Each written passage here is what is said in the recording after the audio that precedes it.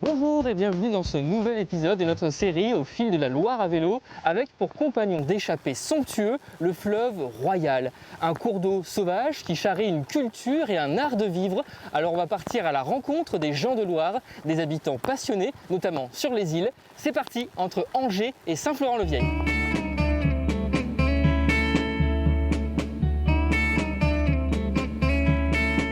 Bon courage!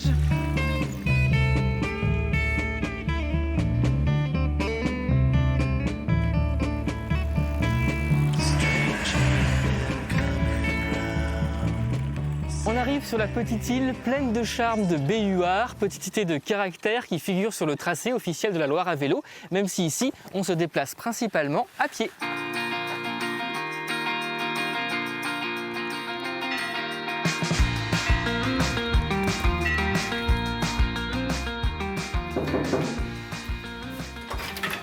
Bonjour Catherine Bossé. Oui, enchantée. On fait un petit tour ensemble? Oui, si vous voulez. Sur votre île que vous connaissez très bien depuis plus de 30 ans.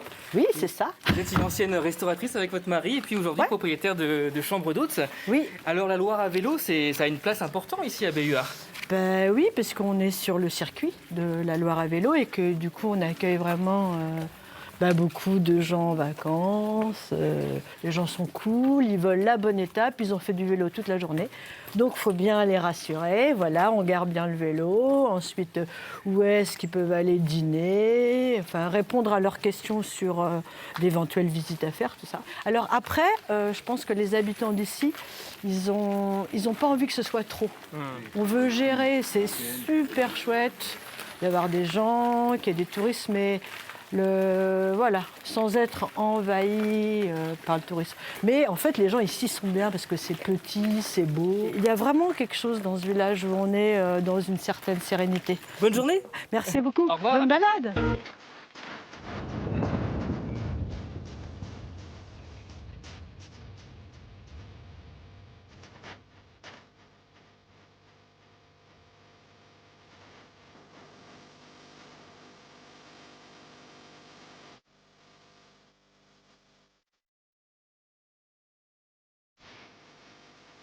Et on arrive sur l'île de Chalonne, l'île la plus grande sur le cours de la Loire, et avec l'un des 400 habitants de cette île, Jean-François Cognier. Bonjour. Salut. Et il y a vraiment une âme, on peut dire ici, une identité. Ah bah oui, vous venez de quitter le continent, on arrive dans l'île, ça change tout. Quand on a vécu quelques crues où on sait que c'est la Loire qui va tout décider, on est obligé de se serrer les coudes pour s'entraider, pour pouvoir ne rien subir, comme des gars au moins. Donc du coup, tout le monde doit se connaître, doit voilà, s'entraider entre voisins.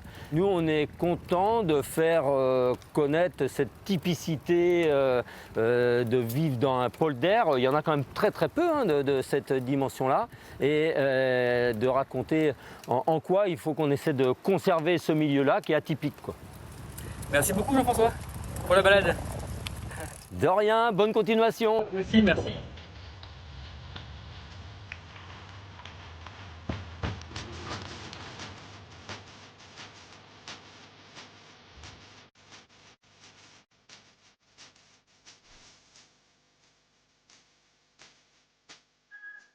Bonjour.